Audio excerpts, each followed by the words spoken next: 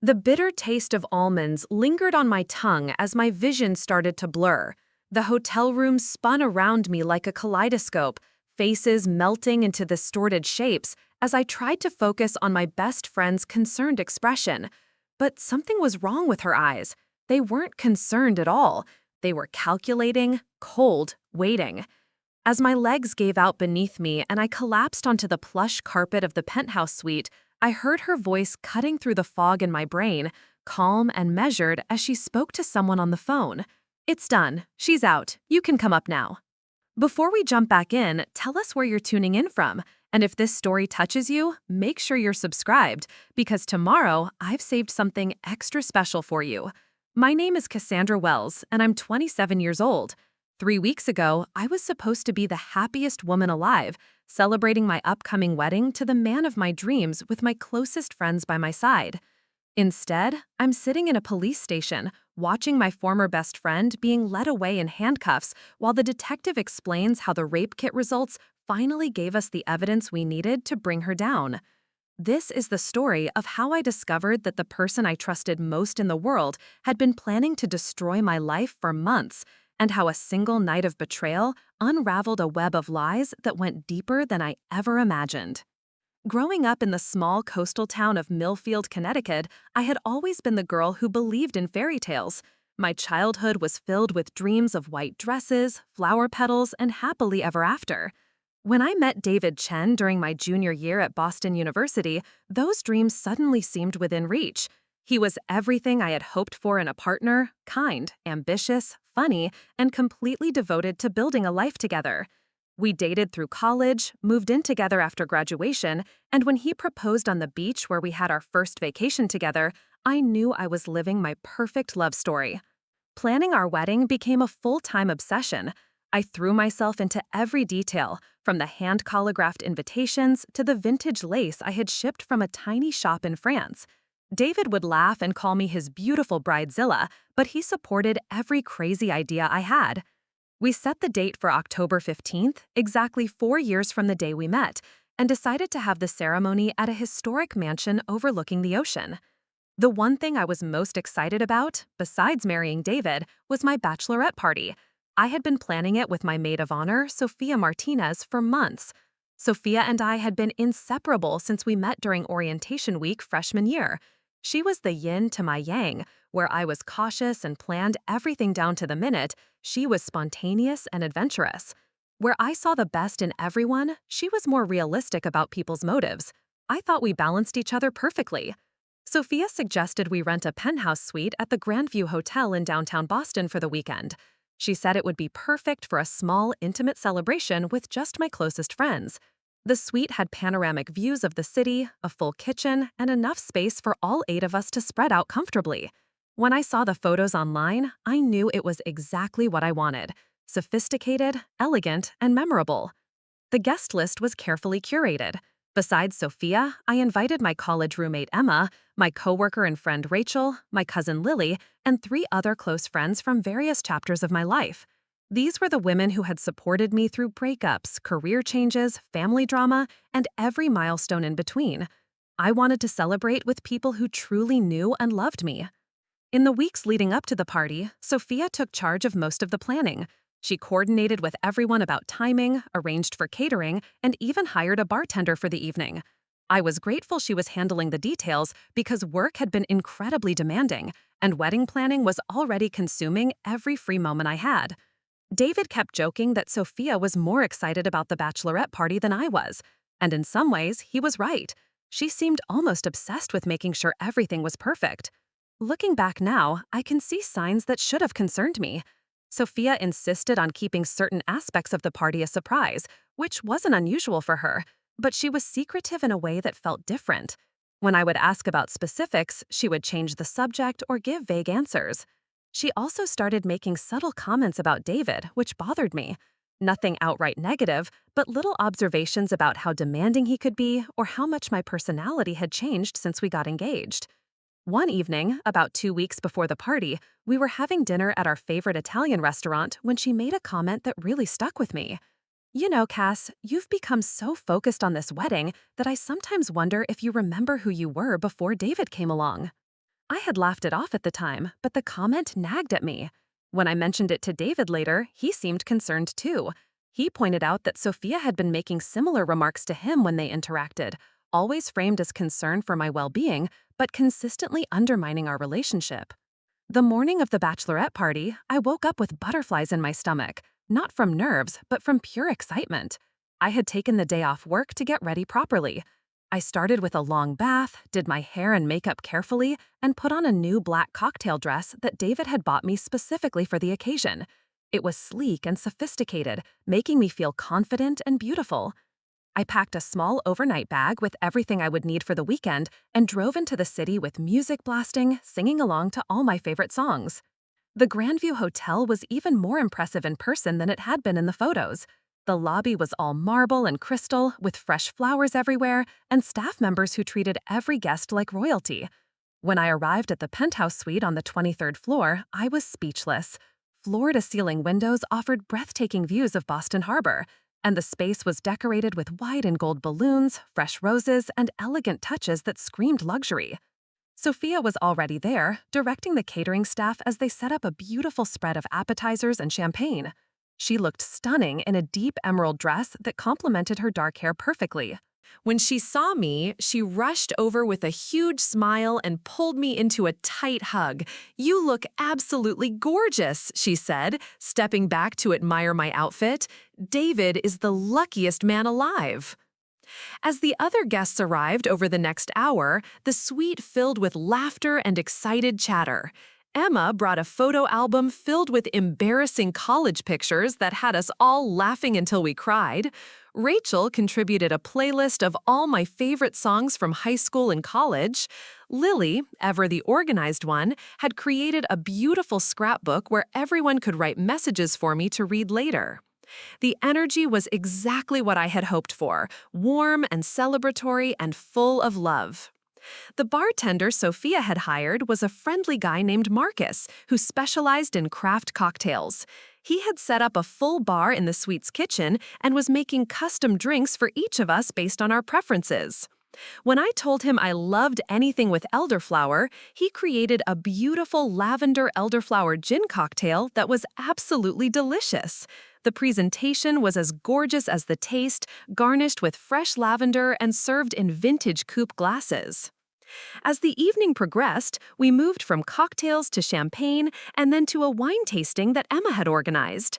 Everyone was relaxed and happy, sharing stories and memories while soft music played in the background. Around 9 o'clock, Sophia suggested we move to the living area for a surprise she had planned. She dimmed the lights and pulled out a beautiful jewelry box. "I wanted to give you something special," she said, her voice unusually emotional, "something to remember this night and our friendship." Inside the box was a delicate silver necklace with a small pendant shaped like an infinity symbol. It was beautiful and thoughtful, exactly the kind of gift that would make me tear up with gratitude. As she fastened it around my neck, she whispered, "No matter what happens in life, you'll always be my sister."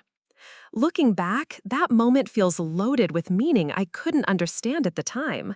The way she emphasized "no matter what happens" and the intensity in her voice should have been warning signs. But I was emotional and grateful, overwhelmed by the gesture and the love I felt from everyone in the room. Around 10:30, Marcus announced that he was making a special final round of cocktails, something he called a bride's blessing. He had created individual drinks for each of us, but mine was special, garnished with edible gold flakes and served in a crystal glass that Sophia had apparently brought specifically for the occasion. The drink was a beautiful pale pink color and tasted like strawberries and champagne with hints of vanilla and something else I couldn't quite identify. I remember thinking it was a perfect end to a perfect evening as I sipped the cocktail and listened to my friends sharing their favorite memories of our friendship. The taste was lovely, though there was something slightly bitter in the aftertaste that I attributed to the champagne. As I finished the drink, I started to feel incredibly relaxed, more so than I had expected given how much I had already consumed throughout the evening. That's when things started to get fuzzy. I remember feeling like I was floating, and the room seemed to be moving in slow motion. At first, I thought it was just the combined effect of all the alcohol, but something felt different, wrong. My words started slurring more than they should have, and I was having trouble focusing on conversations. When I tried to stand up to use the bathroom, my legs felt like they belonged to someone else. I think I need to sit down, I managed to say, and immediately Sophia was at my side, her arm around my waist, guiding me to the couch. "You've had a lot to drink tonight, babe," she said, her voice full of concern. "Maybe you should lie down for a little while." The other girls gathered around, all expressing worry about how I was feeling. Emma suggested I drink some water, and Rachel offered to help me to the bedroom so I could rest. But as I lay on the couch, trying to clear my head, I noticed something that didn't make sense. Everyone else seemed perfectly fine. They had all been drinking just as much as I had, if not more, but they were coherent and steady on their feet. I tried to voice this observation, but my words came out garbled and confused. Sophia knelt beside me, smoothing my hair back from my forehead with what looked like genuine concern. "I think maybe we should call it a night," she announced to the group. "Cass needs to sleep this off, and we don't want her to feel sick tomorrow." One by one, my friends started gathering their things and saying goodbye. They each hugged me and expressed concern, making me promise to text them in the morning to let them know I was okay. Emma was the last to leave, hesitating at the door as if she wanted to say something, but Sophia quickly assured her that she would take care of me. As the suite became quiet, I tried to fight off the overwhelming drowsiness that was taking over my body. Something was very wrong, but I couldn't form coherent thoughts about what it might be. Sophia helped me to the bedroom, supporting most of my weight as we walked. "Let's get you comfortable," she said, sitting me on the edge of the bed and starting to remove my shoes. That's when I heard her phone ring. She answered it quickly, stepping into the hallway and speaking in hushed tones. I couldn't make out most of the conversation, but I heard her say, "Yes, she's ready. Give me 10 more minutes to make sure she's completely out." The words sent a chill through my foggy brain, but I couldn't make sense of them or figure out what they meant. When Sophia returned to the bedroom, she seemed different. The concerned friend act had dropped, and she was more businesslike as she helped me change into the pajamas I had packed.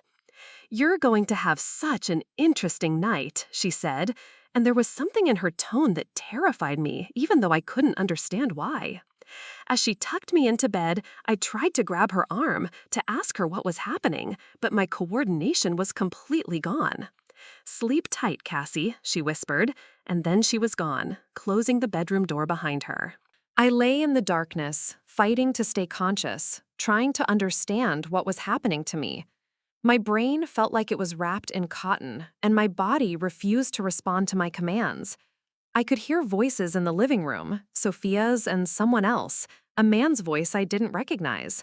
They were speaking too quietly for me to make out words, but the tones sounded serious and planned. I don't remember much of what happened next. My memories from that point are fragmented and confused, like trying to remember a dream that keeps slipping away.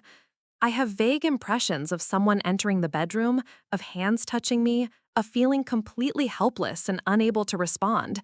There are gaps in my memory that I'm grateful for, times when my consciousness seemed to shut down completely to protect me from whatever was happening. What I do remember clearly is waking up hours later feeling like I had been hit by a truck. My head was pounding, my mouth was dry as sandpaper, and my body ached in ways that didn't make sense.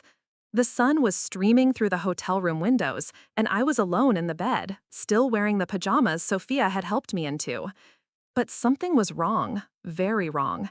I stumbled to the bathroom and looked at myself in the mirror. My face was pale and drawn, there were dark circles under my eyes, and my hair was disheveled in a way that suggested more than just restless sleep. But it was the bruises that made my blood run cold. Small finger-shaped bruises on my arms, and what looked like marks on my neck that I couldn't explain. As I tried to piece together the previous night, Sophia appeared in the doorway behind me. "You're awake," she said, and again her tone seemed off somehow. "How are you feeling?" When I turned to look at her, she was fully dressed and looked like she hadn't slept at all. Her makeup was fresh, her hair was perfect, and she was holding a cup of coffee like it was just a normal morning. "I feel terrible," I managed to say, my voice hoarse and unfamiliar. What happened last night? I don't remember anything after everyone left. Sophia's expression shifted slightly, and for just a moment, I saw something that looked like satisfaction flash across her face before she replaced it with concern. You had way too much to drink, she said, coming into the bathroom and setting her coffee on the counter. You were pretty out of it. I stayed here to make sure you were okay, but you've been sleeping it off all night. Her explanation sounded reasonable, but something about it felt wrong. The gaps in my memory were too complete, too clean. I had been drunk before, but never to the point where I lost entire hours of time. As we checked out of the hotel and I drove home, I couldn't shake the feeling that something terrible had happened. The bruises, the memory loss, the way Sophia seemed almost too eager to explain everything away, it all added up to a picture I didn't want to acknowledge. When I got home, David took one look at me and immediately knew something was wrong. "What happened?" he asked, pulling me into his arms as I started to cry. "You look like you've seen a ghost." I tried to explain about the memory loss and the bruises, but I felt crazy even voicing my suspicions. David listened carefully, his expression growing more concerned with each detail. When I finished, he was quiet for a long moment. "Cass," he said finally, "I think you might have been drugged." The words hung in the air between us, confirming the fear I had been trying to ignore. "We need to go to the hospital, right now." I wanted to protest, to say I was probably overreacting, but the look in David's eyes told me he was serious. The emergency room at Mass General was busy, but when I explained why I was there, the triage nurse immediately took me to a private room. Dr. Sarah Kim, the attending physician, was gentle but thorough as she examined me and took my statement. When she mentioned the possibility of sexual assault, I felt like the world was falling out from under me. "I need to ask some difficult questions," Dr. Kim said softly, "and I'd like to recommend a full examination and evidence collection, including what's called a rape kit. I know this is overwhelming, but if something did happen to you, we want to preserve any evidence that might help identify the perpetrator." The next few hours were a blur of tests, examinations, and questions I never imagined I would have to answer. Blood tests confirmed that I had indeed been drugged with what the lab identified as Rohypnol, commonly known as a date rape drug. The physical examination revealed evidence consistent with sexual assault, though my lack of memory meant I couldn't provide details about what had happened or who had done it. As we waited for the results and completed the police report, David held my hand and promised that we would figure out who had done this to me. Detective Maria Santos, who specialized in sexual assault cases, was assigned to investigate. She was professional and compassionate, but I could tell she was frustrated by how little information I could provide. "The drug in your system is designed to cause memory loss," Detective Santos explained. "That's why predators use it. But we're going to pursue every lead we have. The hotel has security cameras, and we'll be interviewing everyone who was at the party." The thought of my friends finding out what had happened to me was almost as traumatic as the assault itself. Over the next few days, I felt like I was living in a nightmare. David insisted I take time off work, and I spent most of my time either sleeping or staring at the walls, trying to process what had happened. The worst part was the not knowing. Who had done this to me? How had they gotten access to the hotel suite? Had one of my friends been involved, or had someone else somehow gained entry? Sophia called me multiple times, expressing concern about how I was feeling and asking if there was anything she could do to help. Each conversation felt surreal because I couldn't tell her what had really happened without revealing my suspicions. When she suggested getting together for lunch to talk about the wedding plans, I made excuses and avoided seeing her. Something about her behavior since the party felt off, though I couldn't pinpoint exactly what it was. Detective Santos kept me updated on the investigation's progress. The hotel's security footage showed everyone arriving and leaving the party as expected, but there was a gap in the hallway camera coverage due to what appeared to be a technical malfunction. The detective found this suspicious, as the camera had been working fine before and after that specific time window. Someone with knowledge of the hotel's security system could have caused that malfunction, she explained during one of our meetings. We're looking into who might have had access to that information. She also mentioned that they were testing the glassware from the hotel suite for traces of drugs, though the cleaning staff had already processed most of the items. A week after the assault, I received a phone call that changed everything. Detective Santos asked me to come to the station because they had found something significant. When I arrived, she led me to a small conference room where she had several evidence bags laid out on the table. "We found something interesting in the hotel suite," she said, pulling out a small glass vial. This was hidden in the bathroom, taped under the sink. It contained traces of rohypnol. We're processing it for fingerprints now. The sight of the vial made my stomach turn. Someone had brought that drug to my party with the specific intention of using it on me. But that wasn't the only evidence they had found. Detective Santos showed me a USB drive that had been discovered in the hotel's lost and found. "The cleaning staff found this in the suite after your party," she explained. "It contains video files that I need you to look at, but I want to warn you that this might be difficult to watch." With shaking hands, I agreed to view the contents of the drive. The first file was time-stamped from the night of my party, and it showed the hotel suite's living room from an angle that suggested a hidden camera. I watched myself laughing and celebrating with my friends, completely unaware that I was being recorded. The video quality was high definition, and whoever had set up the camera had positioned it to capture the entire main area of the suite. As the video progressed, I saw myself becoming increasingly impaired after drinking the special cocktail Marcus had made for me. The timestamp showed this happening much faster than would be normal from alcohol alone, confirming that I had been drugged. What happened next made me feel sick to my stomach. After my friends left, I watched Sophia help me to the bedroom, just as I remembered. But then, about 20 minutes later, the video showed someone entering the suite using a keycard. It was a man I had never seen before, tall and well-dressed, probably in his 40s. He moved through the space like he knew exactly where he was going. But the most shocking part came next. Sophia appeared from the bedroom and greeted the man like they knew each other well. They spoke for several minutes, and while the audio wasn't clear enough to make out their conversation, their body language suggested this was a planned meeting. They appeared to be discussing something serious, with Sophia occasionally gesturing toward the bedroom where I was unconscious. Detective Santos paused the video. "Do you recognize this man?" she asked. I shook my head, staring at the screen in disbelief. Not only had someone assaulted me, but my best friend had apparently been involved in setting it up. The betrayal felt almost worse than the assault itself. "There's more," Detective Santos said gently. "The next file shows what happened after this man went into the bedroom." I wasn't sure I could handle watching more, but I knew I needed to see the evidence if we were going to catch the people responsible. The second video file was harder to watch. It showed the man entering the bedroom where I lay unconscious, and while the camera angle didn't capture everything that happened, it was clear that he was assaulting me while I was completely unable to consent or defend myself. Sophia appeared briefly in the doorway, as if checking on the situation, before disappearing again. The final part of the video showed the man leaving the suite around 4 in the morning, again using a keycard to let himself out. Sophia cleaned up any evidence of his presence, repositioned things in the bedroom, and then settled into the living room chair as if she had been there all night keeping watch over me. "We're running facial recognition on this man," Detective Santos explained, "and we're also tracing the source of the keycard he used. But I need to ask you some questions about Sophia Martinez. Can you think of any reason she might want to hurt you?"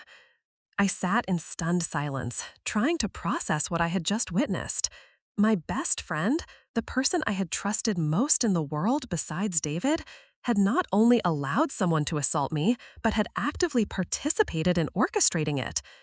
The questions Detective Santos was asking felt surreal, but I forced myself to think rationally about Sophia's behavior over the past few months. "She's been making comments about my relationship with David," I said slowly. Preparing and narrating this story took us a lot of time, so if you are enjoying it, subscribe to our channel. It means a lot to us. Now back to the story. Little things that seemed like concern but were actually quite critical, and she was very controlling about the Bachelorette party planning, insisting on handling most of the details herself.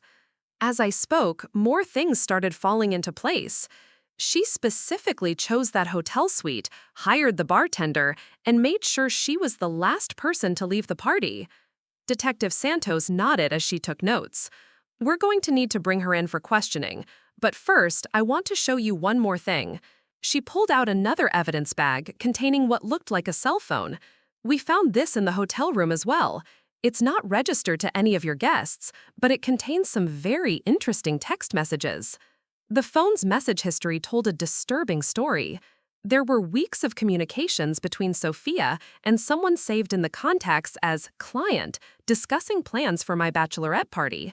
The messages made it clear that this was a paid arrangement, with Sophia receiving money in exchange for providing access to me while I was drugged and defenseless. One message thread from 2 weeks before the party was particularly chilling. She's completely trusting, Sophia had written, drinks whatever you put in front of her and never questions anything. This will be easier than we thought. The response from client was equally disturbing. Perfect. Make sure she's completely out before I arrive. I don't want any complications. Reading those messages felt like being stabbed in the heart. This wasn't a random crime, or even a crime of opportunity. This was a carefully planned assault that my best friend had not only facilitated, but had been paid to orchestrate. The betrayal was so complete and so calculated that I struggled to breathe as the full scope of what had happened sank in. We believe this was part of a larger operation, Detective Santos explained. Sophia appears to have been doing this to other women as well. We found evidence of similar arrangements with other clients over the past year. The idea that this had happened to other women because of Sophia made me feel sick with rage and grief. As the investigation continued over the following weeks, more details emerged that painted an even darker picture of who Sophia really was.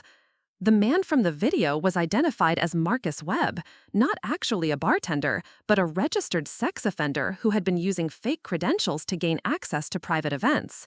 The real Marcus, the bartender Sophia claimed to have hired, had no record of working my party and had never heard of Sophia Martinez. Financial records showed that Sophia had been receiving regular payments from multiple sources over the past year, apparently in exchange for facilitating assaults on women she knew. She had been targeting friends who trusted her, using her position in their lives to drug them and arrange for their abuse. The scope of her crimes was staggering. When Detective Santos finally arrested Sophia, I wasn't there to see it, but David was. He told me later that she showed no remorse whatsoever, only anger at being caught. She had demanded a lawyer immediately and refused to answer any questions about her victims or her accomplices. Even faced with overwhelming evidence, she maintained her innocence and claimed she was being framed. The arrest made local news, which was both validating and terrifying. Other victims started coming forward, women who had experienced similar incidents after parties or events organized by Sophia. The pattern was always the same.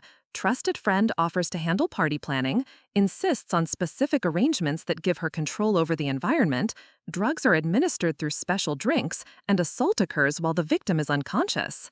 As the investigation expanded, it became clear that Sophia had been operating this scheme for much longer than anyone initially suspected. Police found evidence linking her to at least 12 other cases spanning 3 years. Some victims had never reported their assaults, assuming they had simply had too much to drink and couldn't remember the end of their evening. Others had reported, but hadn't been believed or hadn't been able to provide enough evidence for prosecution. The legal process that followed was long and emotionally draining. I had to testify in detail about the assault and provide evidence about my relationship with Sophia. Defense attorneys tried to argue that I was a willing participant who had simply regretted my actions later, a common but devastating tactic used against assault victims. Fortunately, the video evidence made such claims impossible to sustain. During the trial, I learned more about Sophia's motivations that I had never suspected. According to testimony from other victims and evidence gathered by investigators, she had been deeply resentful of friends who she perceived having better lives than her own. She specifically targeted women who were getting married, getting promoted, or achieving other milestones that she felt were undeserved. The prosecution presented evidence that Sophia had been in significant financial debt and had started facilitating assaults as a way to make money while simultaneously destroying the lives of women she envied. The psychological evaluation ordered by the court revealed a pattern of narcissistic behavior and complete lack of empathy for her victims. Marcus Webb, who had been arrested shortly after Sophia, cooperated with prosecutors in exchange for a reduced sentence. His testimony revealed the full extent of the operation and helped identify other perpetrators who had paid Sophia for access to her victims. The network was more extensive than anyone had initially realized, with connections to similar schemes in other cities. The trial lasted 3 months, during which I had to relive the assault and its aftermath repeatedly. David was incredibly supportive throughout the process, attending every court session and helping me navigate the emotional toll of facing my attackers. We had postponed our wedding indefinitely while dealing with the legal proceedings, but David never wavered in his commitment to our relationship. When the verdict finally came in, Sophia was found guilty on multiple counts of sexual assault facilitation, drugging, conspiracy, and human trafficking. The judge sentenced her to 25 years in prison without possibility of parole for 15 years. Marcus Webb received a slightly lighter sentence in exchange for his cooperation, but he would still spend the next 18 years behind ours. The moment the verdict was read, I felt a complex mix of emotions: relief that justice had been served, anger that it had taken so long, grief for the friendship I thought I had lost, and sadness for all the other victims who had suffered because of Sophia's actions. But underneath all of those feelings was a sense of vindication and empowerment that I had never expected to feel. As I walked out of the courthouse that day, with David's arm around me and Detective Santos shaking my hand, I realized that this experience had changed me in ways I was still discovering. I was no longer the trusting, naive person who had believed that everyone in my life had my best interests at heart, but I was also stronger, more aware, and more committed to protecting other women from similar experiences. The aftermath of the trial brought unexpected opportunities for healing and growth. I connected with other survivors of similar crimes, both through the legal process and through support groups that Detective Santos had recommended. Sharing our experiences and supporting each other through recovery became an important part of my healing journey. I also became involved with organizations working to raise awareness about drug-facilitated sexual assault and the unique challenges faced by victims whose attackers were people they trusted. Speaking publicly about my experience was terrifying at first, but it became empowering as I realized how many other women had similar stories and how desperately needed these conversations were. David and I eventually rescheduled our wedding for the following spring. The celebration was smaller and more intimate than we had originally planned, but it was perfect for who we had become through this experience. Instead of the elaborate fairy tale wedding I had once dreamed of, we chose to focus on the commitment we were making to each other and the life we wanted to build together. On our wedding day, as I walked down the aisle toward the man who had supported me through the darkest period of my life, I thought about how different this moment was from what I had imagined a year earlier. I was no longer the same person who had believed that love and trust were simple, or that bad things only happened to other people. But I was someone who had survived betrayal and assault and had found the strength to fight for justice, not just for myself, but for other women who had been harmed. The investigation into Sophia's crimes continued even after her conviction, as law enforcement worked to identify and prosecute other members of the network she had been part of. Additional arrests were made over the following months, including several other facilitators who had been operating similar schemes in different cities. The scope of the operation was truly national, with connections spanning multiple states and involving dozens of perpetrators. As more details emerged about how the network operated, I began to understand just how calculated and sophisticated Sophia's approach had been. She had spent months studying each victim, learning their habits, their relationships, and their vulnerabilities before planning their assault. The level of premeditation was staggering and made her betrayal feel even more personal and devastating. But perhaps the most shocking revelation came during the sentencing phase of Marcus Webb's trial. Under oath, he testified that Sophia had specifically requested me as a target because she was jealous of my relationship with David and wanted to destroy my upcoming wedding. She had apparently been planning my assault for over 6 months, carefully positioning herself to gain my trust and access to my life. Learning about the depth of Sophia's resentment and the calculated nature of her betrayal was almost more difficult to process than the assault itself. This wasn't a crime of opportunity or even a business transaction for her. It was personal revenge disguised as friendship, carried out by someone I had loved and trusted completely. The revelation forced me to examine our entire friendship through a new lens. How many of her supportive words had been manipulation? How many times had she comforted me through difficulties that she had secretly been pleased about? The person I thought I knew had never really existed, and grieving for that lost friendship became an unexpected part of my healing process. In the months following Sophia's conviction, I received letters from several of her other victims who had read about the case in the news. Each woman's story was heartbreakingly similar, a tale of trust betrayed by someone who was supposed to care about them. But connecting with these other survivors also became a source of strength and solidarity as we supported each other through the ongoing process of recovery. One victim, a woman named Jennifer who lived in California, had been assaulted by the same network 3 years earlier.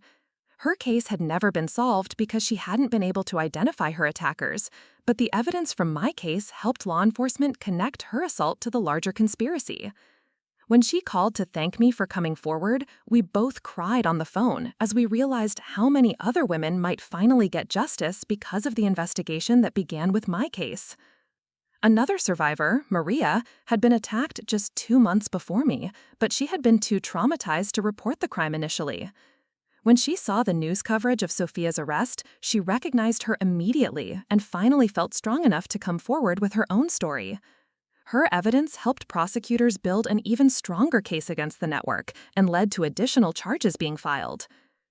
As I connected with more and more survivors over the following year, I began to see the broader patterns of how these crimes affected women's lives. The assault itself was devastating, but the betrayal by someone trusted was often equally traumatic. Many victims struggled with the same questions I had faced. How could someone who claimed to love them orchestrate such violence? How could they ever trust their instincts about people again? These conversations led me to become more involved in victim advocacy work. I started volunteering with a local organization that provided support to sexual assault survivors, and I eventually joined their board of directors. Using my experience to help other women navigate the legal system and find resources for healing became an important part of my own recovery journey. David and I also decided to use our experience to educate others about the warning signs of drug-facilitated assault and the tactics used by predators who exploit trust relationships. We started speaking at college campuses and community events, sharing our story and providing practical information about how to stay safe and support friends who might be victimized. One of the most important lessons I learned through this experience was the critical importance of believing survivors and taking their concerns seriously. If David hadn't immediately validated my suspicions and insisted we go to the hospital, crucial evidence might have been lost. If Detective Santos hadn't pursued every lead aggressively, Sophia might never have been caught. The support I received from people who believed me and fought for justice on my behalf made all the difference in my ability to heal and move forward. As I finish writing this story, it's been almost 2 years since my assault. Sophia is serving her sentence, Marcus Webb and several other network members are behind bars, and new legislation has been passed in our state to strengthen penalties for drug-facilitated sexual assault. The investigation that began with my case has led to the prosecution of over 20 perpetrators and has brought justice to more than 40 victims. I still have difficult days when the trauma feels fresh and overwhelming. I still struggle sometimes with trusting new people and forming close friendships.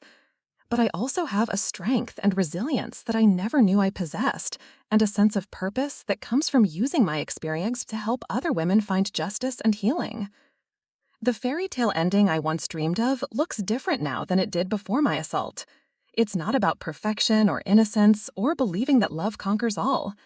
Instead, it's about choosing to build a life based on honesty, mutual support, and the commitment to protect and care for each other even when the world proves to be more dangerous and complicated than we hoped. David and I have been married for over a year now, and our relationship is stronger than ever because we've learned to navigate crisis together. We've talked about starting a family, but we're taking our time and making sure we're both ready for that next chapter.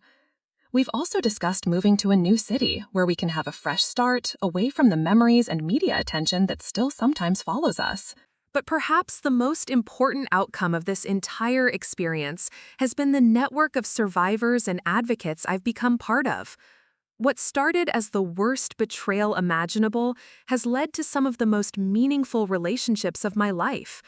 These are women who understand trauma and resilience in ways that can't be explained to someone who hasn't lived through it. They've taught me that healing isn't about forgetting or moving on, but about integrating difficult experiences into a life that still holds joy and purpose. Looking back on that night at the Grandview Hotel, I sometimes wonder what would have happened if I had trusted my instincts more, if I had questioned Sophia's behavior more carefully, if I had been more cautious about drinking something that tasted wrong. But I've learned through therapy and through talking with other survivors that victim blaming, even self-imposed, is never productive or helpful. The truth is that Sophia's actions were not my fault, and no amount of caution or suspicion on my part could have prevented someone so determined to cause harm from finding a way to do so. The responsibility for these crimes lies entirely with the perpetrators, not with the women who trusted the wrong people or who weren't suspicious enough of their friends' motives.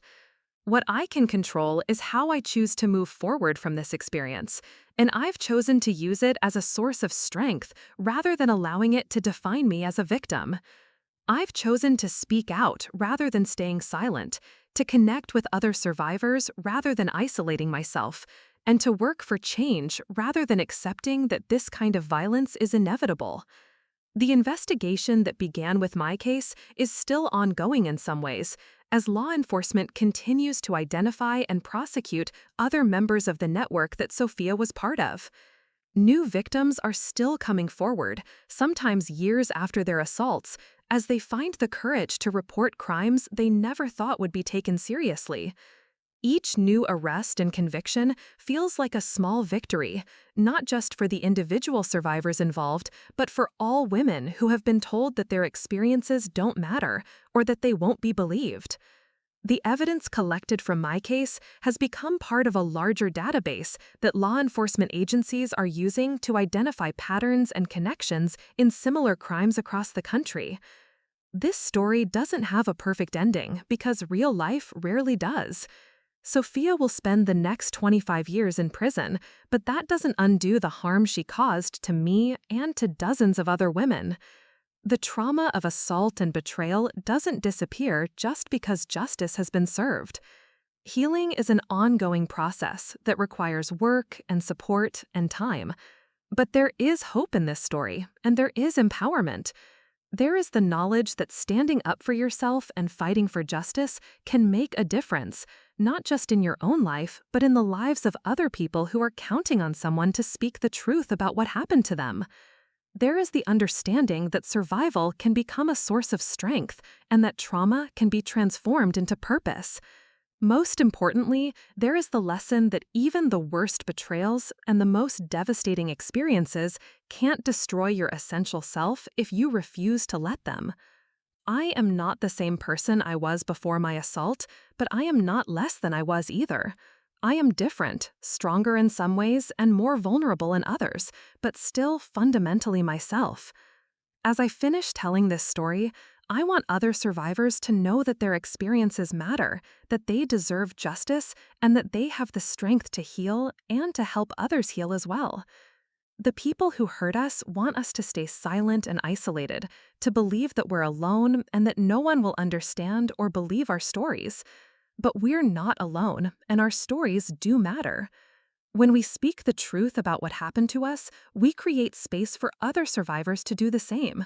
When we demand justice, we make it more likely that future victims will be believed and supported.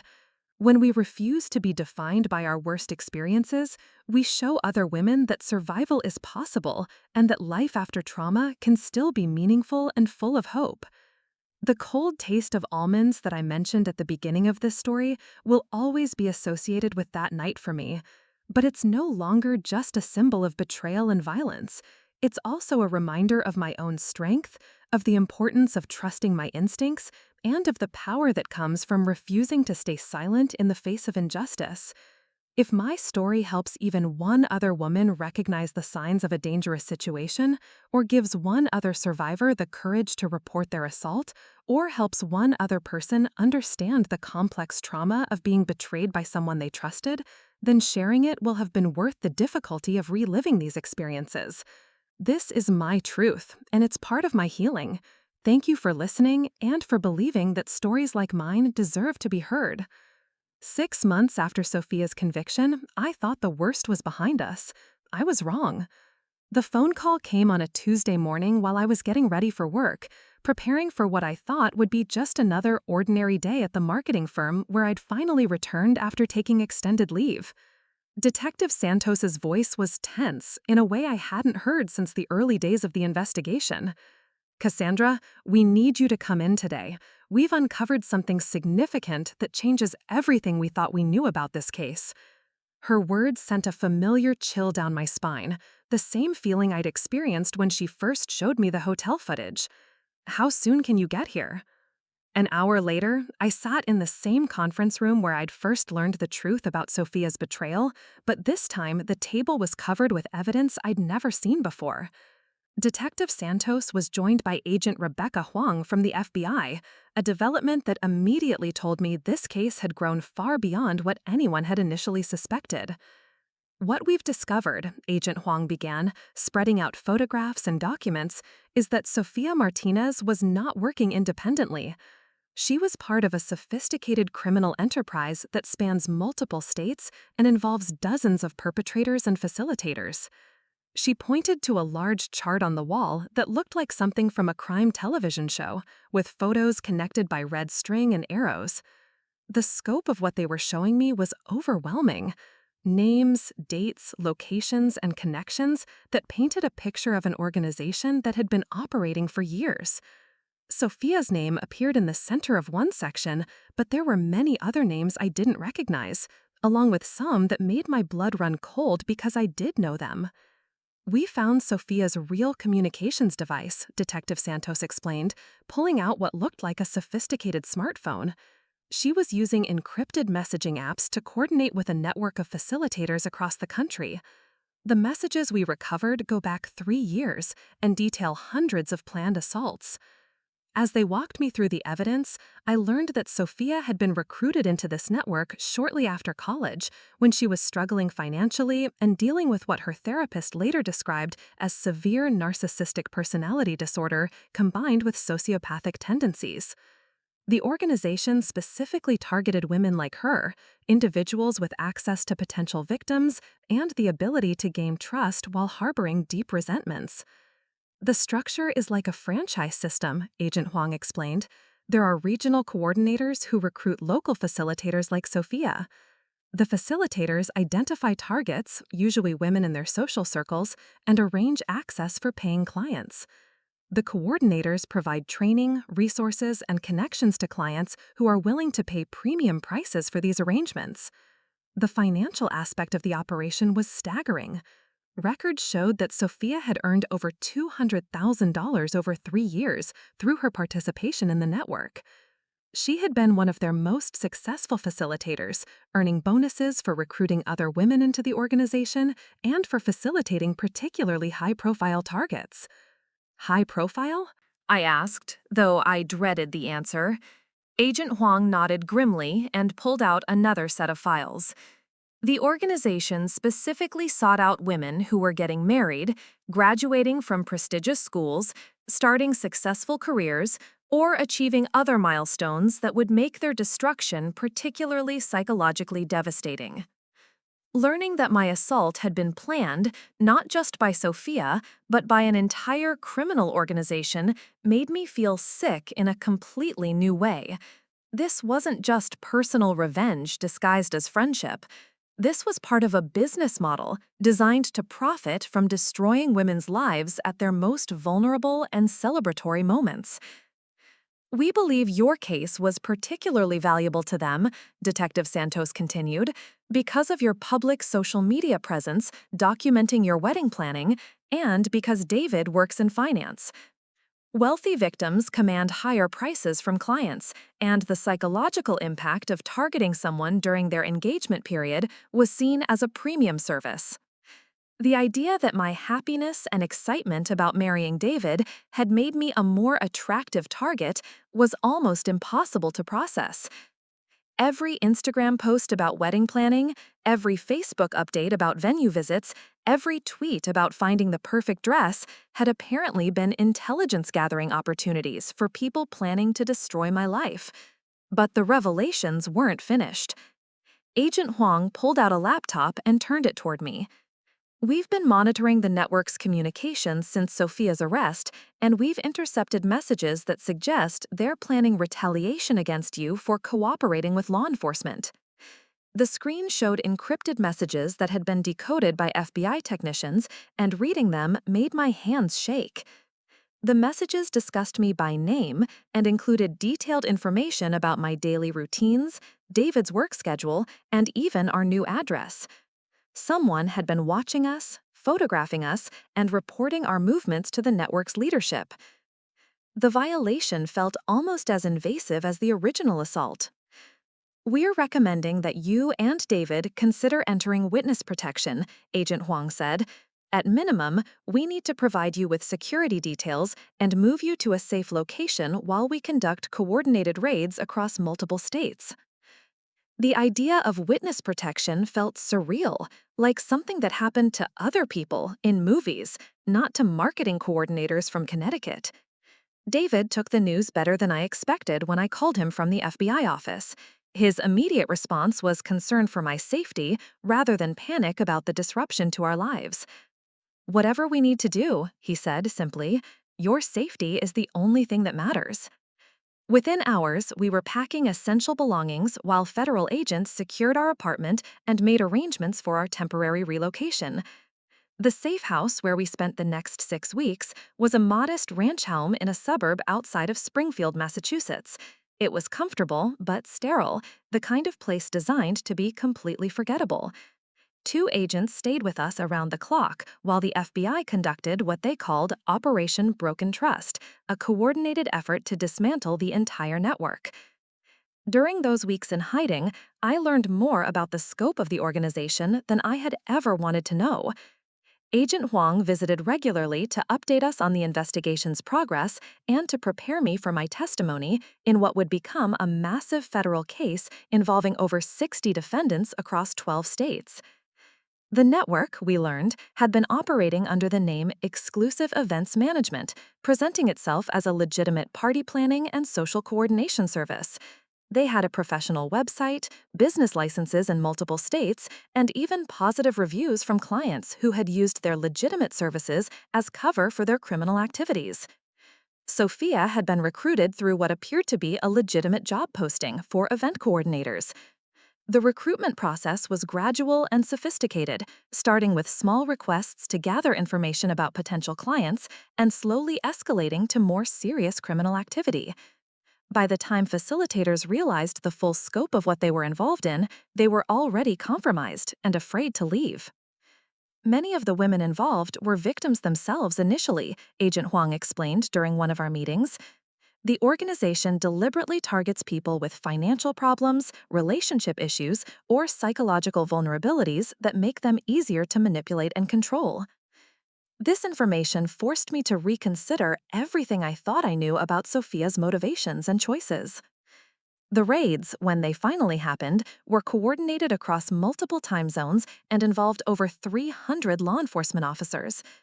Agent Huang called me the morning they began to let me know it was underway. We're executing search warrants in Boston, New York, Philadelphia, Atlanta, Chicago, Denver, Seattle, Los Angeles, Phoenix, Dallas, Miami, and Washington, D.C., she said. We expect to make at least 40 arrests today.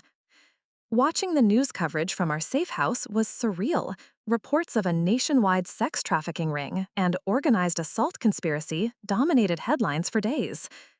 Seeing Sophia's photo on national news alongside other defendants was jarring, but there was also satisfaction in knowing that the investigation that began with my case was bringing justice to so many other victims. The evidence recovered during the raids was extensive.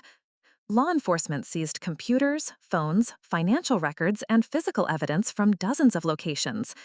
They also recovered what Agent Huang described as training materials that the organization used to teach facilitators how to identify targets, gain their trust, and create opportunities for assault. Reading excerpts from these training materials was like looking into the mind of a predator. They included detailed psychological profiles of ideal victims, scripts for gaining trust and access, and even technical instructions for administering drugs and using recording equipment. The level of planning and sophistication was terrifying. But perhaps the most disturbing discovery was a database containing detailed profiles of over 3,000 potential targets across the country. Women who had never been assaulted, but who had been identified, researched, and categorized for future targeting. My profile was in this database, dating back to 6 months before my engagement to David. They had been watching you for a long time, Detective Santos explained when she showed me my file. Social media monitoring, background checks, even surveillance of your daily routines. They knew your schedule, your preferences, your relationships, and your vulnerabilities long before Sophia suggested planning your bachelorette party. The file contained screenshots of my social media posts, photographs taken without my knowledge in public places, and detailed notes about my personality and behavior patterns. Reading their clinical analysis of my exploitable characteristics felt like being dissected by a cold, calculating intelligence that saw me only as a potential source of profit. Among the seized evidence were videos of other assaults, hundreds of them, carefully cataloged and stored like inventory in a warehouse. Each video represented a woman whose life had been shattered by this organization, and many of the victims had never even known they had been recorded. The scope of the violation was almost incomprehensible. Agent Huang arranged for me to speak with some of the other victims who had been identified through the recovered evidence. These conversations were both heartbreaking and empowering. Many of these women had never reported their assaults, believing they had simply drunk too much or made poor decisions. Learning that they had been deliberately targeted and drugged was devastating, but also validating. One woman, Dr. Sarah Kim, had been targeted during her medical residency graduation party 2 years earlier. Like me, she had been drugged by someone she trusted and assaulted while unconscious. Unlike me, she had never reported the crime because she was afraid it would damage her medical career. "I thought I was crazy," she told me during a video call arranged by the FBI. "I knew something was wrong, but everyone told me I had just partied too hard." Another victim, Jessica Chen, had been targeted during her law school graduation celebration. Her assault had been arranged by her roommate, someone she had lived with for 3 years and considered a close friend. "The betrayal was almost worse than the assault itself," Jessica said. "How do you trust anyone again after something like that?" These conversations helped me understand that my experience, while unique in its details, was part of a larger pattern of trauma that this organization had deliberately inflicted on women during some of the most important moments of their lives. The psychological impact was clearly intentional, designed to maximize long-term damage and destroy victims' ability to trust and form healthy relationships. As the federal case developed, I learned that I would be required to testify not just about my own assault, but about the larger conspiracy that Sophia had been part of. The prosecution needed my testimony to establish the connection between local facilitators like Sophia and the national organization that had recruited and directed them. Preparing for this testimony was different from the state trial, where I had testified against Sophia and Marcus Webb. This was a federal racketeering case involving conspiracy charges, money laundering, and interstate trafficking. The stakes were higher, the defendants more numerous, and the legal issues more complex. The lead prosecutor, Assistant United States Attorney Michael Thompson, explained that my case was crucial because it was one of the few where they had complete video evidence of both the assault and the coordination between the facilitator and the client. Your courage in coming forward and the evidence that resulted from your case is what made this entire investigation possible, he told me. But testifying in the federal case also meant facing a much more aggressive defense strategy. The defendants had hired some of the most expensive criminal defense attorneys in the country, and they were determined to discredit the prosecution's witnesses and evidence. I would need to be prepared for attacks on my character, my memory, and my motivations for testifying. The defense strategy became clear during pretrial hearings that I was allowed to observe. They planned to argue that the alleged victims were willing participants who had regretted their actions afterward, that the evidence had been manufactured or misinterpreted, and that the prosecution was engaged in a politically motivated witch hunt against successful business people. Hearing these arguments was infuriating, but Attorney Thompson assured me that the evidence was overwhelming and that juries were generally sophisticated enough to see through such tactics. They're going to try to make you angry on the stand, he warned me. Stay calm, stick to the facts, and remember that the evidence speaks for itself. The trial began on a cold Monday in February, almost 2 years after my assault. The federal courthouse in Boston was imposing and formal, very different from the state courthouse where I had testified against Sophia. Media coverage was extensive, with reporters from national news organizations covering what had become known as the exclusive events case. Walking into the courthouse that first day, surrounded by federal marshals and victim advocates, I felt a mixture of fear and determination. This was my chance to help bring justice not just for myself, but for hundreds of other women who had been victimized by this organization. The responsibility felt enormous, but so did the opportunity to make a real difference. The prosecution's opening statement was comprehensive and devastating. Attorney Thompson walked the jury through the organization's structure, methods, and scope using charts, timelines, and video evidence to paint a picture of a sophisticated criminal enterprise. When he described my case as the thread that unraveled the entire conspiracy, I felt both proud and overwhelmed by the significance of what had started with my decision to report my assault. But it was the defense opening statements that really prepared me for what I was facing. One after another, high-priced attorneys stood up to argue that their clients were legitimate business people who had been entrapped by overzealous law enforcement. They painted the victims as unreliable witnesses with ulterior motives and suggested that the evidence had been misinterpreted or fabricated. The most disturbing defense argument came from Sophia's new attorney, a prominent criminal defense lawyer from New York who specialized in white-collar crime. He argued that Sophia was herself a victim of the organization, a young woman who had been manipulated and coerced into participating in activities she didn't fully understand. My client is a scapegoat, he told the jury, not a criminal mastermind. Hearing Sophia portrayed as a victim rather than a perpetrator was almost more than I could bear. This was the woman who had planned my assault for months, who had drugged me personally, who had watched while I was raped, and who had shown no remorse when confronted with the evidence. The idea that she deserved sympathy rather than accountability was enraging. When it came time for me to testify, I had been preparing for weeks with victim advocates and prosecutors. They had warned me that the cross-examination would be brutal, that defense attorneys would try to confuse me, anger me, and discredit my testimony. But nothing could have fully prepared me for the experience of facing a room full of lawyers whose job was to prove that I was lying about the most traumatic experience of my life. The direct examination went smoothly. Attorney Thompson walked me through my relationship with Sophia, the events of the Bachelorette party, the investigation that followed, and the evidence that had been recovered. I was able to remain calm and factual, sticking to the testimony we had prepared while making sure the jury understood the human impact of the crimes we were discussing. But the cross-examination was a different experience entirely. Sophia's attorney was skilled and relentless, attacking every aspect of my testimony and trying to suggest alternative explanations for what had happened. He questioned my memory, my motivations, my relationship with David, and even my decision to have a bachelorette party in the first place. "Isn't it true," he asked at one point, "that you had been drinking heavily throughout the evening before the alleged incident?" When I explained that I had been having normal amounts of alcohol for a celebratory event, he followed up with, "And isn't it true that you have a history of not remembering events clearly when you've been drinking?" The question was based on a completely false premise, but it was designed to plant doubt in the jury's minds about my reliability as a witness. I stayed calm and clearly stated that I had never had memory problems related to alcohol consumption, but I could see that some jurors were taking notes about the exchange.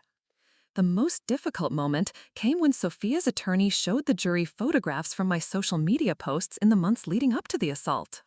These posts show someone who was obsessed with attention and social media validation, he argued. Isn't it possible that the alleged assault was actually a setup designed to generate sympathy and attention? The suggestion that I had orchestrated my own assault for social media attention was so outrageous that I almost lost my composure. But I remembered Attorney Thompson's advice to stay calm and stick to the facts. No, I said clearly. That is absolutely not true. No one would choose to be drugged and raped for any reason, including social media attention. The cross-examination lasted for 2 full days, covering every aspect of my life and relationship with Sophia. Defense attorneys for other defendants also questioned me, each trying to create doubt about different aspects of the case. By the time it was over, I felt like I had been through a second assault, this one conducted in public and designed to destroy my credibility rather than my body. But the prosecution's evidence was strong enough to withstand the defense attacks. Video footage, financial records, communications intercepts, and testimony from other victims and law enforcement officers painted a clear picture of an organized criminal enterprise. The jury heard evidence about dozens of assaults, millions of dollars in illegal profits, and a conspiracy that had operated across state lines for years. One of the most powerful pieces of evidence was testimony from an accountant who had worked for the organization before becoming a cooperating witness. He explained how money flowed through the network, how profits were distributed, and how the organization used legitimate business structures to hide their criminal activities. His detailed knowledge of the financial operations left no doubt that this was a sophisticated criminal enterprise rather than isolated incidents. The prosecution also presented evidence about the organization's expansion plans, including discussions of recruiting facilitators in college towns and military bases where there were large populations of young women who might be vulnerable to targeting. Reading transcripts of these conversations was chilling because they discussed potential victims like commodities in a business plan. During the trial, more victims came forward after seeing news coverage of the case. These women had been assaulted by the same network, but had never connected their experiences to a larger conspiracy. Their testimony provided additional evidence of the organization's scope and methods, while also demonstrating the long-term psychological impact of these crimes on survivors. One particularly powerful witness was Dr. Jennifer Walsh, a psychiatrist who had been studying the psychological impact of betrayal trauma in sexual assault cases. She explained to the jury how being assaulted by someone trusted creates unique and lasting psychological damage that goes beyond the trauma of the assault itself. Her testimony helped jurors understand why victims of this type of crime often struggled to report or discuss their experiences. The defense strategy became increasingly desperate as the trial progressed, and the evidence mounted against their clients. They tried to argue that the organization was actually providing a legitimate service to adults who wanted to engage in consensual role-playing activities. This argument was quickly destroyed by the prosecution's evidence, showing that victims had been drugged without their knowledge and assaulted while unconscious. Another defense strategy involved attacking the FBI's investigation methods and arguing that evidence had been obtained illegally. This required extensive testimony from law enforcement officers about surveillance techniques, search warrant procedures, and evidence handling protocols. While these technical arguments were time-consuming, they ultimately failed to undermine the validity of the evidence. As the trial entered its final weeks, the prosecution called witnesses who testified about the broader impact of the organization's crimes on communities and families. David testified about the impact my assault had on our relationship and our families. His testimony was emotional and powerful, describing not just the immediate trauma, but the ongoing effects on our ability to trust others and feel safe in social situations. My parents also testified about the impact on our family, describing how they had struggled with guilt about not recognizing warning signs about Sophia and fear about my safety during the investigation and trial. Their testimony helped the jury understand that the crimes affected not just direct victims, but entire support networks of family and friends. The most dramatic moment of the trial came when the prosecution played video evidence of communications between network leaders discussing their product development strategies. These conversations, recorded by cooperating witnesses wearing FBI recording devices, included explicit discussions of how to maximize psychological trauma to victims and how to recruit more facilitators who could access wealthy or high-profile targets. Listening to these recordings in the courtroom was surreal. These people were discussing the deliberate destruction of women's lives with the same casual tone they might use to discuss any other business strategy. The lack of empathy or recognition of the human cost of their actions was stark and disturbing. The defense attempted to argue that these conversations were taken out of context or that the cooperating witnesses had entrapped their clients into making incriminating statements. But the volume and consistency of the evidence made these arguments difficult to sustain. The organization's own words condemned them more effectively than any prosecutor's argument could. During closing arguments, Attorney Thompson walked the jury through the entire scope of the conspiracy, using my case as an example of how the organization operated at every level. He showed how local facilitators like Sophia were recruited, trained, and directed by regional coordinators, who in turn reported to national leadership. The evidence demonstrated a clear hierarchy and chain of command that contradicted defense claims that defendants were acting independently. The defense's closing arguments were a last-ditch effort to create reasonable doubt about their client's guilt. They argued that the prosecution had failed to prove that defendants knew they were participating in illegal activities, that victims had consented to their experiences, and that the government had manufactured evidence to support politically motivated charges. But by this point in the trial, these arguments seemed hollow and desperate. The evidence was overwhelming, the victim's testimony was credible and consistent, and the defendant's own communications had revealed their knowledge and intent. The jury deliberated for less than 2 days before returning guilty verdicts on all major charges against all defendants. When the foreman read the verdicts, finding Sophia and 37 other defendants guilty of racketeering, conspiracy, sex trafficking, and related charges, I felt a complex mixture of emotions. Relief that justice had been served, satisfaction that the investigation had been successful, and sadness for all the victims who had suffered because of these crimes. But I also felt something I hadn't expected, a sense of closure that went beyond just my own case. This trial had been about more than individual justice for specific crimes. It had been about dismantling a system of exploitation and sending a message that organizations like this could not operate with impunity. The sentencing phase of the federal case would take several more months as prosecutors compiled evidence about each defendant's role in the conspiracy and their individual criminal histories. But the convictions themselves represented a major victory for law enforcement and for all the victims who had found the courage to come forward and testify. Walking out of the federal courthouse after the verdicts were read, surrounded by other survivors and their families, I realized that this experience had changed me in ways I was still discovering. I was no longer just a victim of a single assault, or even a survivor of a complex betrayal. I had become part of a community of people committed to fighting back against systems of exploitation and abuse. The media coverage following the verdicts was extensive and largely positive. News reports emphasized the scope of the conspiracy, the sophistication of the law enforcement investigation, and the courage of victims who had testified. But they also highlighted the ongoing need for awareness about these types of crimes and the importance of believing and supporting survivors when they come forward. In the weeks following the trial, I received hundreds of messages from other survivors, law enforcement officers, victim advocates, and ordinary people who had been moved by the case. Many of these messages came from women who had experienced similar assaults but had never understood that they might have been targeted by organized criminals rather than individual predators. These communications reinforced my decision to continue speaking publicly about my experience and working with organizations dedicated to preventing and prosecuting these types of crimes. The federal case had demonstrated that individual acts of courage could contribute to larger systemic change, and I wanted to be part of that ongoing effort.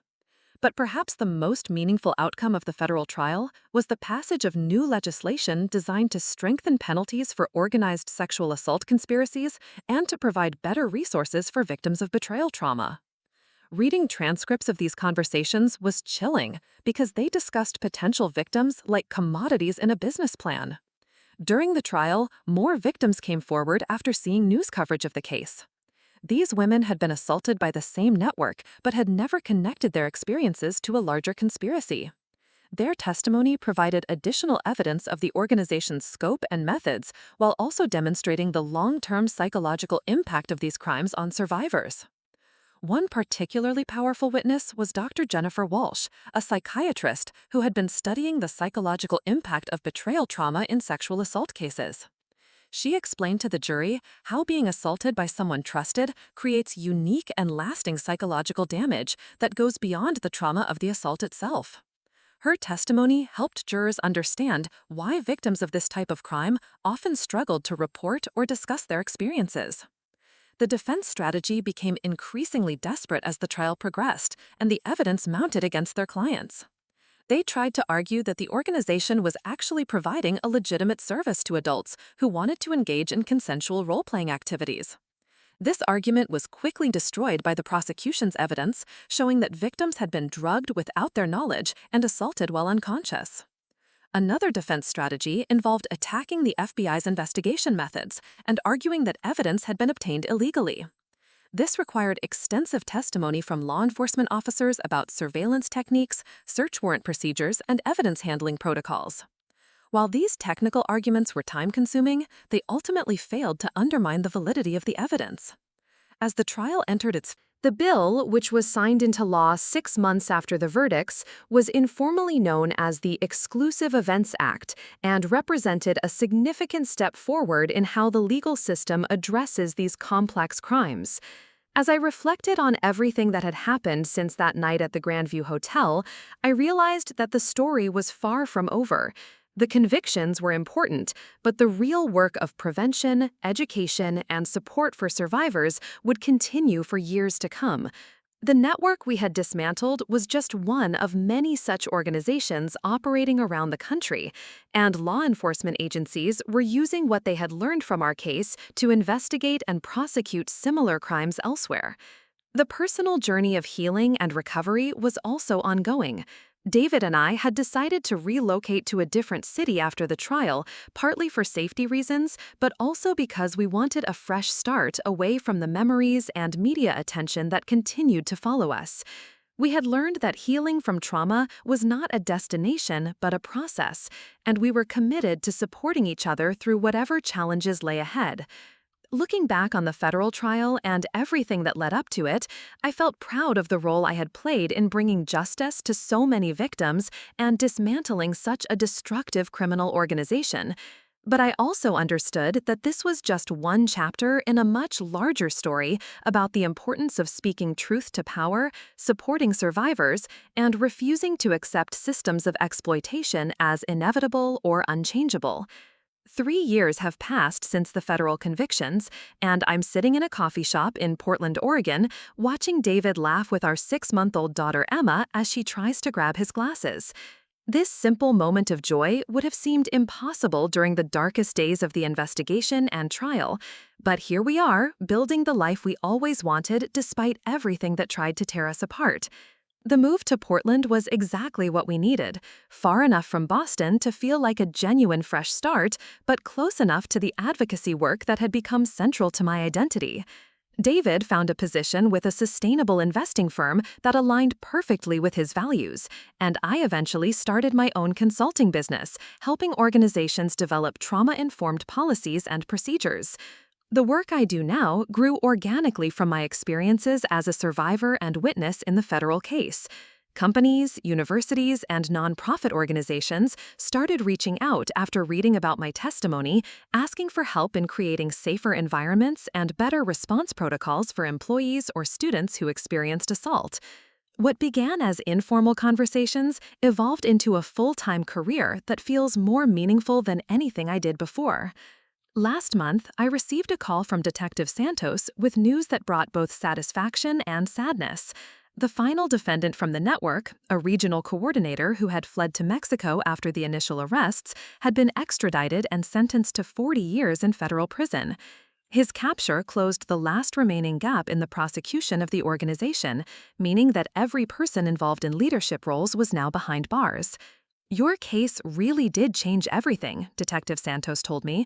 "The investigation techniques we developed, the legal precedents that were set, they're being used by law enforcement agencies across the country now. You should be proud of what you helped accomplish." Her words meant more to me than any professional recognition I could have received.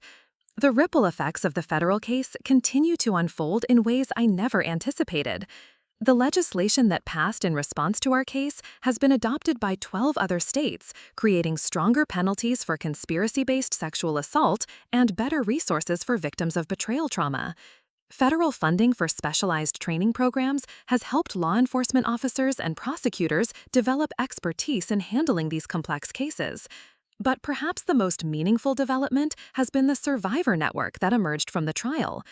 The women who testified alongside me have remained connected, creating an informal support system that provides both friendship and advocacy opportunities. We meet virtually once a month to check in with each other and discuss cases or legislation we want to support.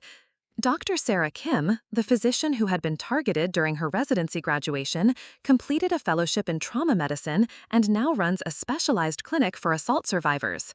Jessica Chen, the law school graduate whose roommate had betrayed her, became a prosecutor specializing in sex crimes and has already secured convictions in several cases involving organized assault conspiracies. These women inspire me daily with their resilience and determination to transform their trauma into positive change. We've learned that healing doesn't mean forgetting or moving on from what happened to us. Instead, it means integrating those experiences into lives that are fuller and more purposeful than they were before. The personal healing journey has been more complex and nonlinear than I expected. There are still days when I struggle with trust, when I second-guess my instincts about people, or when unexpected triggers bring back memories of that night at the hotel. But I've learned to be patient with myself and to recognize that healing trauma is a lifelong process rather than a destination. Therapy has been crucial in this process, both individual counseling and group sessions with other survivors. Dr. Patricia Martinez, my therapist, helped me understand that the betrayal trauma I experienced was actually more complex than the assault itself in some ways. Learning to trust my own judgment again after being so completely deceived by someone I loved required rebuilding my sense of self from the ground up. David and I went through couples counseling as well, working through the impact that the assault and investigation had on our relationship. We learned that trauma affects not just the direct victim, but everyone in their support network. David struggled with his own feelings of guilt and helplessness, questioning whether he should have recognized warning signs about Sophia or done more to protect me. Our wedding, when we finally had it 2 years after the original date, was small and intimate, focused on the commitment we were making to each other rather than the celebration we had once planned. We exchanged vows on a beach in Maine with just our immediate families present, promising to support each other through whatever challenges life might bring. The ceremony was beautiful in its simplicity and honesty. Becoming a mother has added new dimensions to both my healing and my advocacy work. Holding Emma for the first time, I felt a fierce protectiveness that made me even more determined to work toward a world where she and other children would be safer. But I also felt anxiety about how to protect her from the dangers I now knew existed while still allowing her to develop trust and healthy relationships. These concerns led me to become involved with organizations working on prevention education for children and adolescents. Teaching young people about consent, healthy relationships, and personal safety has become an important part of my advocacy work. The goal is not to create fear or suspicion, but to provide tools and knowledge that can help them recognize and respond to potentially dangerous situations. The financial settlement from our civil lawsuit against the hotel chain and the defunct exclusive events management company has allowed us to live comfortably while I focus on advocacy work rather than maximizing income. We used part of the settlement to establish a foundation that provides legal support and therapy services to survivors of organized assault conspiracies. Running the foundation has been incredibly rewarding, but also challenging work. We've provided assistance to over 200 survivors across 15 states, helping them navigate legal proceedings, access specialized therapy, and connect with other survivors for support. Each case reminds me why this work is so important and how many people are still suffering in silence. One of the Foundation's most successful programs provides grants to law enforcement agencies for specialized training on investigating conspiracy-based assault cases.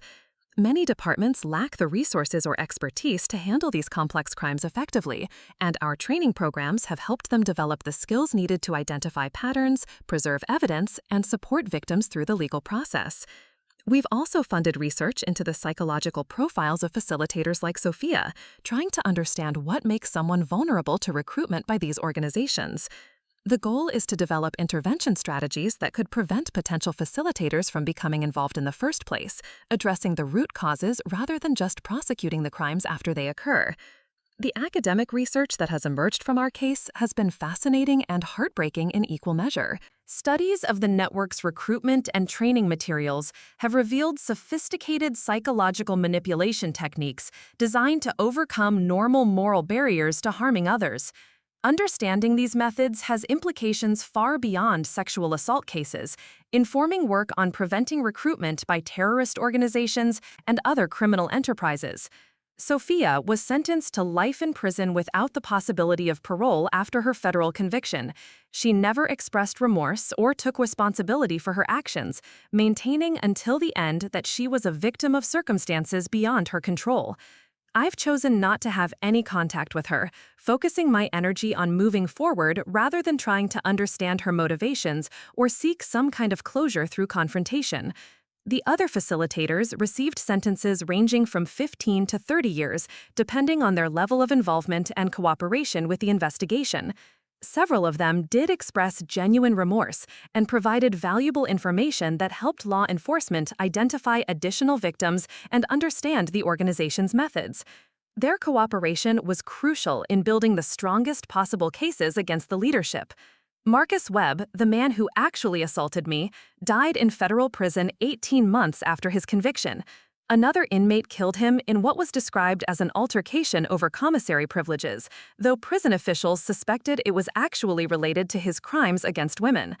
I felt surprisingly little emotion when I learned of his death, neither satisfaction nor sadness, just a sense that justice had taken its course. The national leadership of the organization received the harshest sentences, with the founder and CEO sentenced to life without parole and his associates receiving sentences of 40 to 60 years. These men had orchestrated the systematic destruction of hundreds of women's lives for profit, and their sentences reflected the enormity of their crimes. Recovery from trauma is not a linear process, and there have been setbacks along the way. The second anniversary of my assault was particularly difficult, marked by nightmares and anxiety that reminded me how deep the psychological wounds still ran.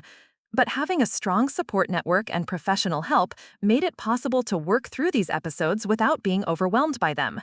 David has been an incredible partner throughout this journey, learning about trauma and its effects so he could better support me while also taking care of his own emotional needs. We've developed communication strategies that help us navigate difficult periods without letting them damage our relationship. His patience and understanding have been crucial to my healing. One of the most unexpected aspects of recovery has been the way it changed my relationship with risk and trust. I'm more cautious now about who I allow into my inner circle, but I'm also more intentional about the relationships I do choose to invest in. The experience taught me that trust should be earned gradually through consistent actions rather than given freely based on charm or apparent friendship. This shift in perspective has actually made my relationships deeper and more authentic. I'm better at recognizing genuine care and support from others, and I'm also more direct about my own needs and boundaries. The superficial friendships that once filled my social calendar have been replaced by fewer but more meaningful connections with people who understand and respect what I've been through. My relationship with my family has also evolved significantly. My parents struggled with guilt about not recognizing warning signs about Sophia, and we've all had to work through feelings of anger, regret, and helplessness. Family therapy helped us communicate more openly about difficult topics and develop stronger bonds based on honesty rather than just maintaining appearances. The advocacy work I do now has introduced me to an entire community of people dedicated to fighting systems of exploitation and abuse. Lawyers, law enforcement officers, therapists, researchers, and other survivors have become colleagues and friends who share a common commitment to creating positive change. This community has provided both professional opportunities and personal fulfillment that I never anticipated. Speaking at conferences and training events about my experience continues to be emotionally challenging but also empowering. Each time I tell my story, I meet other survivors who are earlier in their healing journey, and I'm reminded of how far I've come. Being able to offer hope and practical guidance to women who are where I was 3 years ago gives meaning to everything I endured. The legal victories we achieved have created precedents that are being used in cases across the country. Prosecutors now have better tools for charging conspiracy-based crimes, and victims have clearer paths to justice and compensation. The changes aren't just symbolic, they're making real differences in how these cases are investigated and prosecuted.